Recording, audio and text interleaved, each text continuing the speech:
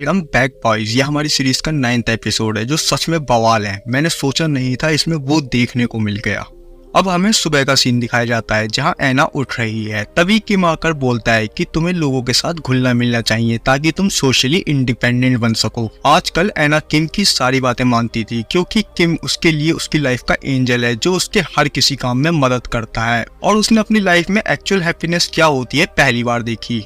अब ऐना नीचे आती है और अपनी दोनों बेबी सिटर को हेलो बोलती है और उन सबके साथ ब्रेकफास्ट करने को बोलती है, जिस पर वो लोग तो हैरान हो जाते हैं क्योंकि आज तक ऐना ने उनसे बात भी नहीं करी और आज वो सीधे उनके साथ नाश्ता करने के लिए बोल रही है। इसलिए वो लोग बहुत खुश हो जाते हैं और उसके साथ ब्रेकफास्ट करते हैं और ऐना बेबी सिटर से सॉरी बोलती है क्योंकि ऐना की वजह से बेबी सिटर पर बहुत मुसीबत आई है और ऐना उन्हें वहां से अब वो अपनी लाइफ जी सकते हैं ऐसा बोलती है। लेकिन गार्ड बोलता है कि हम ऐसा नहीं कर सकते क्योंकि कर्नल ने बोला है कि अगर ऐना मर गई तो उसे जानने वाला हर कोई मर जाएगा जो भी उसकी सच्चाई जानता है, जिस पर सब लोग दुखी हो जाते हैं लेकिन चाह कर भी कुछ नहीं कर पाते और वो लोग डिसाइड करते हैं कि अब हम लोग ऐना की रक्षा करेंगे ताकि हम लोग जी सकें। यहाँ किम 9 क्लाउड जाता है जहाँ चोई की सेक्रेटरी किम को चोई से दूर रहने की वार्निंग देती है, जिस पर किम जो करना है कर लो कहकर चला जाता है। यहाँ चोई किम से बात करती है कि तुम ये सब क्या कर रहे हो, जिस पर किम बोलता है कि शायद तुम भूल गई कि मैं तुम्हारे साथ काम करने के लिए क्यों आना था और अगर तुम भूल गई हो तो मैं एक बेगुनाह लड़की की जान नहीं लूंगा और न तुम्हें लेने दूंगा। अब चोई बोलती है कि तुम अपोजिट पॉलिटिशियन से अपनी मंगेतर का बदला लेना चाहते हो या नहीं, जिस पर किम हाँ बोलता है लेकिन ऐना को नुकसान पहुंचाकर नहीं। चोई बताती है कि हम अपोजिट पॉलिटिशियन के खिलाफ सबूत इकट्ठा करेंगे और उसका सपना, उसकी दौलत, उसकी इज्जत सब छीन लेंगे और उसको बर्बाद कर देंगे। लेकिन किम उसे सीधे मारना चाहता था और पॉलिटिक्स में बिल्कुल भी नहीं पढ़ना चाहता था,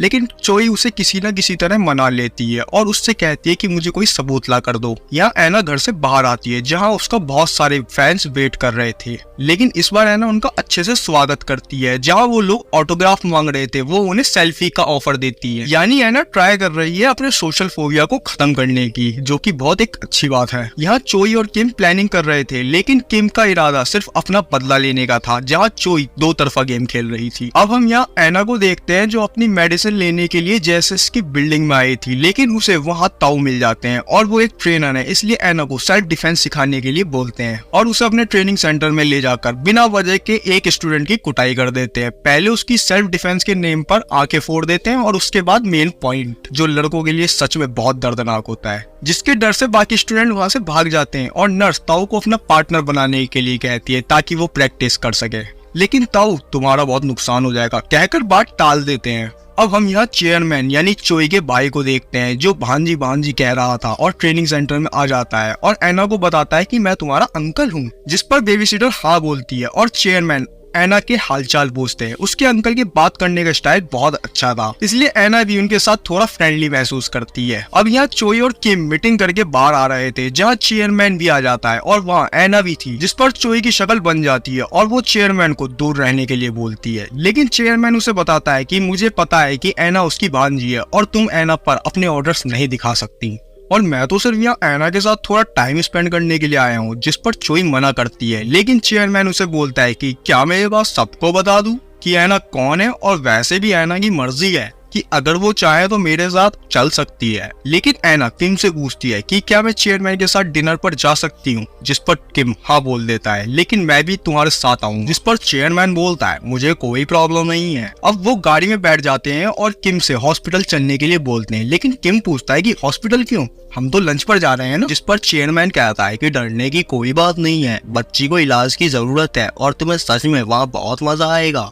ऐना भी इस बात पर हाँ कर देती है और वो सीधे हॉस्पिटल जाते हैं जहाँ चेयरमैन एक डॉक्टर से जीना का पता पूछता है और ऐना को उनसे मिलवाता है, लेकिन किम पहले उस रूम को चेक करता है और फिर ऐना को अंदर भेजता है जहाँ जीना वही डॉक्टर थी जिसने छोटी ऐना को ट्रीटमेंट दी थी और इसलिए वो ऐना को बहुत अच्छे से जानती थी, जो ऐना को भी याद था। इसलिए वो दोनों गले मिलते हैं और किम प्राइवेसी के लिए रूम बंद कर देता है और चेयरमैन किम से बात करने के लिए किम को इन्वाइट करते हैं और बेबी सिटर से वहाँ की देखभाल करने के लिए बोलते हैं। अब किम और चेयरमैन बात कर रहे थे जहाँ चेयरमैन बोलता है कि तुम चोई का साथ क्यों दे रहे हो और मेरा साथ मिल जाओ, मैं तुम सबको प्रोटेक्शन दूंगा। लेकिन किम नहीं मानता, इसलिए चेयरमैन बोलता है ठीक है, अन्ना से पूछ लेना। अब तक तो वो मान भी गई होगी और शायद वो अब तक चली भी गई होगी। जिसे सुनकर किम समझ जाता है कि ये तो चेयरमैन की चाल है और सीधे ऐना के रूम की तरफ भागता है जहाँ ऐना और कोई भी गार्ड नहीं था। अब वो फिर उसी जगह पर जाता है, लेकिन वहाँ से चेयरमैन भी चला गया था, जिसकी न्यूज वो जेएसएस को दे देता है। और यहाँ चोई ये बात सुनकर बहुत गुस्सा हो जाती है और अपने सारे आदमियों को ऐना को ढूंढने के लिए बोलती है। साथ में ये भी ऑर्डर दे देती है कि चेयरमैन की पूरी फैमिली को मार दो। लेकिन सेक्रेटरी उसे बताती है पहले मैम पट्टी करना जरूरी है, क्योंकि गुस्से में चोई ने अपने हाथ में ही गिलास तोड़ दिया था। लेकिन चोई अपनी सेक्रेटरी को बोलती है पहले ये काम करो। यहाँ किम भी जगह जगह ऐना को ढूंढ रहा था। दूसरी तरफ चीफ को भी उस वैन का पता मिल गया था जिसमें ऐना को लाया गया था और किम वो सुन लेता है और सीधे उसी तरफ चल पड़ता है।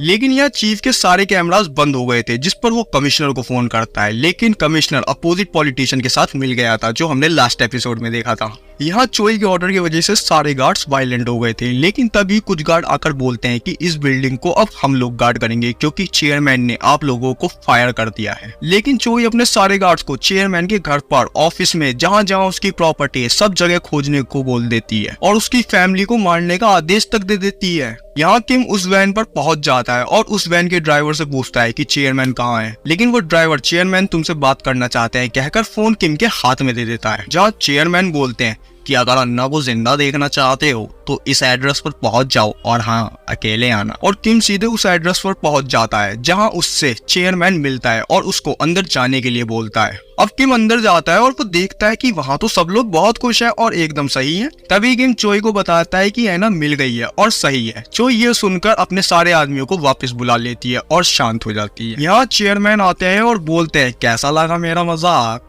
एक्चुअली में वो सब लोगों का प्लान, जिस पर किम भी हंसता है। और अब वो लोग वहीं घूमते हैं क्योंकि ऐना को अंकल बहुत पसंद आए और बीच पर घूम रहे होते हैं। जहाँ बेबी सिटर गार्ड से पूछती है कि तुम्हें पता था कि हम लोग मर जाएंगे फिर भी तुम यहाँ क्यों आए, जिस पर गार्ड बोलता है सिर्फ तुम्हारे लिए। जिस पर बेबी सिटर का दिल पिघल जाता है और वो उस गार्ड को वही किस करती है और अब खेल रहे होते हैं, जिन्हें देखकर ऐना भी खुश हो जाती है और किम को बोलती है मुझे पकड़ो। लेकिन किम सख्त लौंडे की तरह मना कर देता है। लेकिन लड़की का चक्कर बाबू भैया, और यहाँ किम पिघल जाता है और ऐना के साथ खेलता है। अब रात के समय सब डिनर करते हैं जहाँ वो सब बहुत एंजॉय करते हैं और अंकल बहुत अच्छे से उनके साथ व्यवहार कर रहे थे। अब खाने के बाद किम चेयरमैन से बोलता है कि तुम ये सब क्यों कर रहे हो, जिस पर चेयरमैन बताते हैं कि चलो सीधी बात करते हैं और बोलते हैं कि ऐना और मैं दोनों चोई से नफरत करते हैं और वो मेरे से मेरी प्रॉपर्टी छीनना चाहती है, इसलिए ऐना मेरी इंश्योरेंस है और मैं उसे पूरी सिक्योरिटी दूंगा। लेकिन तुम चोई के लिए क्यों काम कर रहे हो, जिस पर किम तुम्हें जल्दी पता चल जाएगा कहकर चला जाता है। यहाँ हम रात का समय देखते हैं जहाँ ऐना और किम एक दूसरे के साथ बहुत खुश है और धीरे धीरे एक दूसरे के करीब आ रहे हैं।